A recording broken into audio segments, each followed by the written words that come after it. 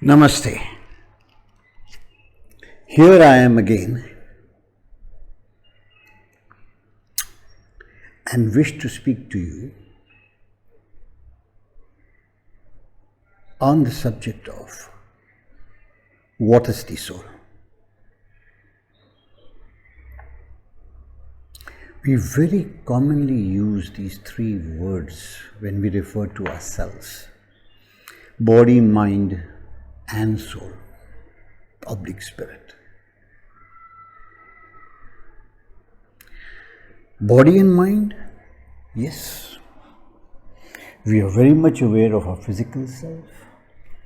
We are aware of our thinking self, the psychic self, the mental self.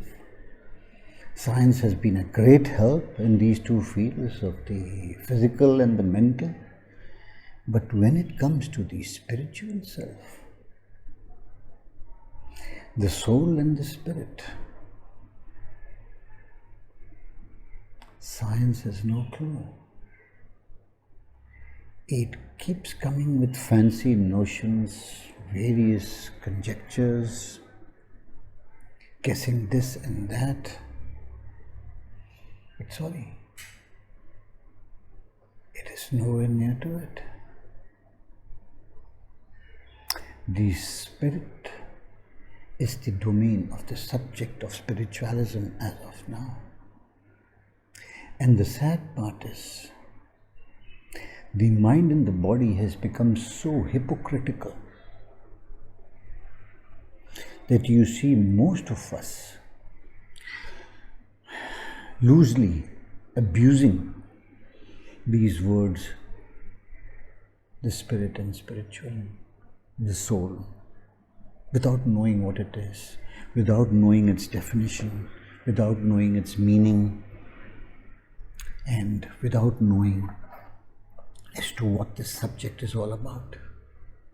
We mix it with religion, and today religion has a hold over the soul.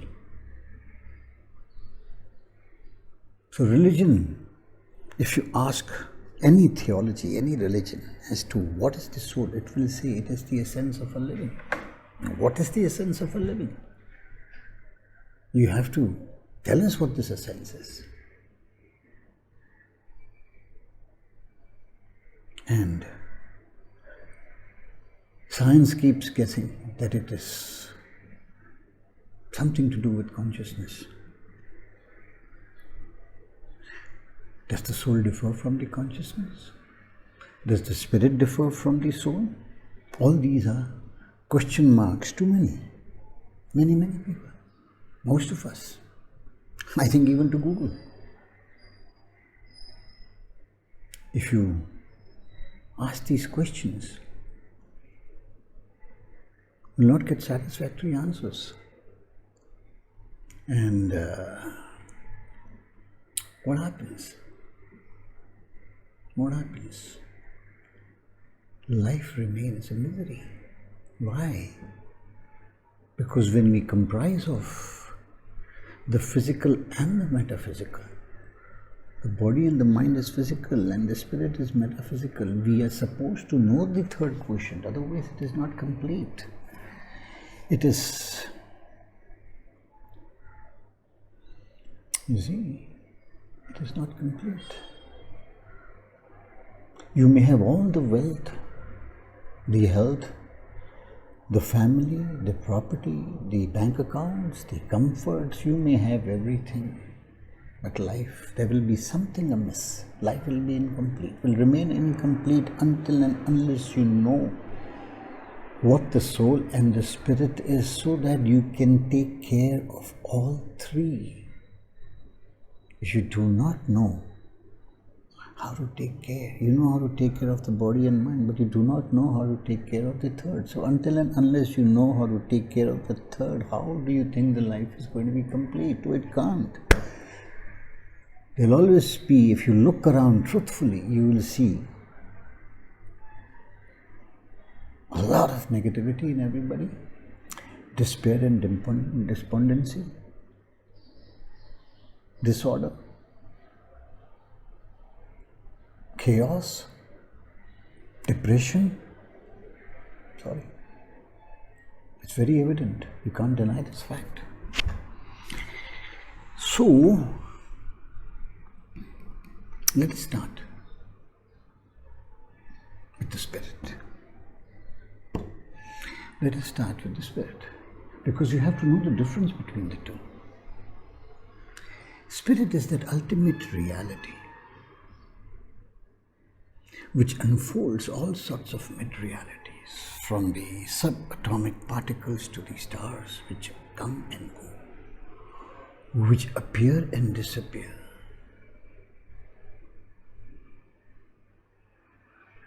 The Eastern philosophy of Upanishads gave us two paramount factors: the Brahman as the ultimate reality and the Atman as the soul. The ultimate reality, science is pretty close. After being inspired by the Upanishads, those who pioneered quantum physics have admitted that they were inspired by the Indian philosophy of Advaita Vedanta, the teachings and philosophy behind the Upanishads, and quantum physics says what Advaita Vedanta says. All that exists is energy, is the spirit. And it contains everything, but is not contained in anything. Everything appears and disappears into the spirit, into this infinite, spaceless, timeless infinitude of in the infinitude of a universe. It is its highest attribute of this energy is that it is aware. It is not aware of itself. Yes, it is not aware of itself. But it makes the mind aware. It makes the mind aware. How? How does it make the mind aware? When it penetrates into the mind, when the spirit penetrates into the mind, it gets contained in the soul. It is that I-less, without any I, the I-less state of your beingness. Your being in physicality is transient, temporary, comes and goes. But the spirit contained in the soul is immortal. It is the ultimate reality. And the mind has been ascribed or accredited as thou art that, only because of this reason. It is because of this beingness contained in your soul. It is because of this awareness that you see what you see. Otherwise, that seeing is of no use until you are aware. Until the mind is aware, nothing can exist. The mind has to decipher and determine. So everything materializes only after the mind becomes aware. And after it becomes aware, it becomes conscious of what it perceives. So, what is the spirit? In short, it is the essence of your perception, not the essence of your living. It is the essence of your perception. Whatever you perceive, whatever you may perceive from your senses, the whole universe and all that it contains, from the stars to the subatomic to the stars, materializes only when you're aware. So the spirit is that ultimate reality. Now let's come down to the soul. Now, the soul is a notch less than the spirit. The spirit is universal. When it penetrates into the mind, it gets contained in the soul. The soul is an individualized factor. It's an individualized factor. It's a notch less. It is that, as explained by the Upanishads, it is that witnessing self. The spirit is the observation, waves of energy, aware energy, playing the role of being the witness. And the witnesser, the observer, is the soul, the self, the individual self.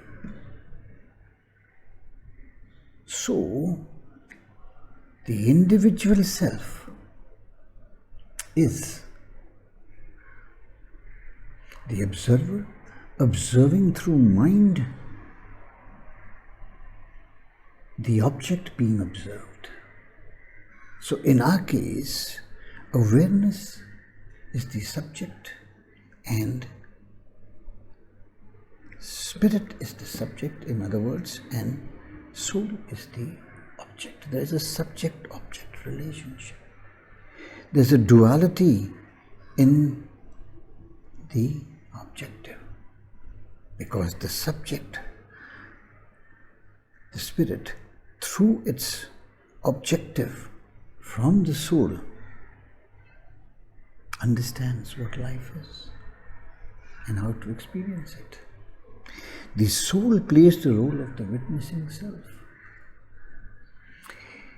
What it does is, the moment you witness, the moment you observe, the mind becomes aware and after that conscious, which is also very well explained in the observer effect by the Wiesmann Institute of Sciences, I think by Niels Bohr, who was the first in the double-slit experiment to explain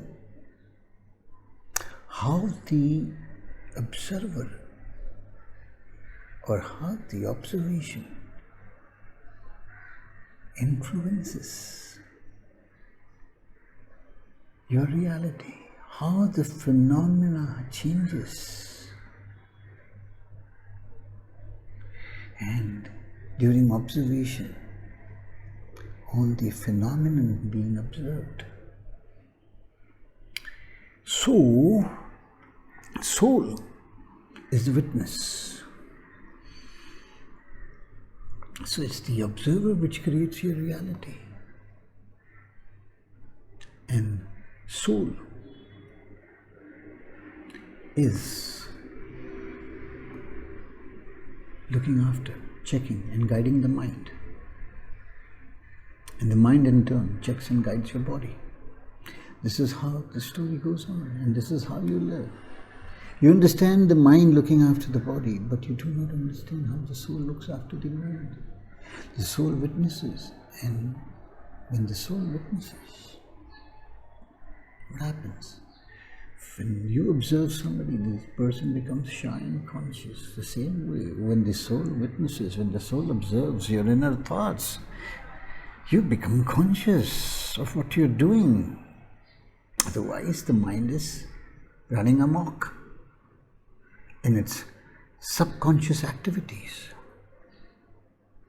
Therefore, please remember, you may have all the health and the wealth,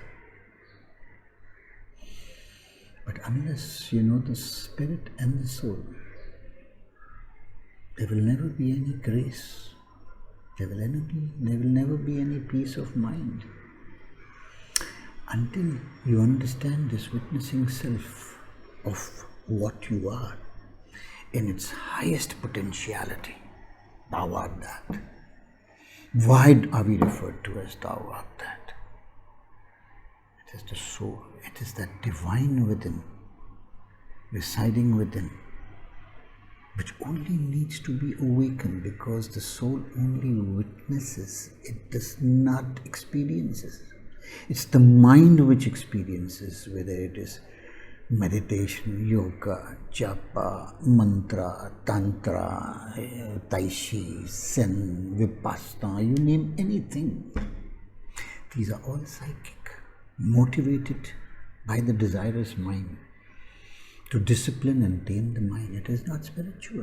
The spirit is the witness, witnessing through the soul, on what your mind is doing.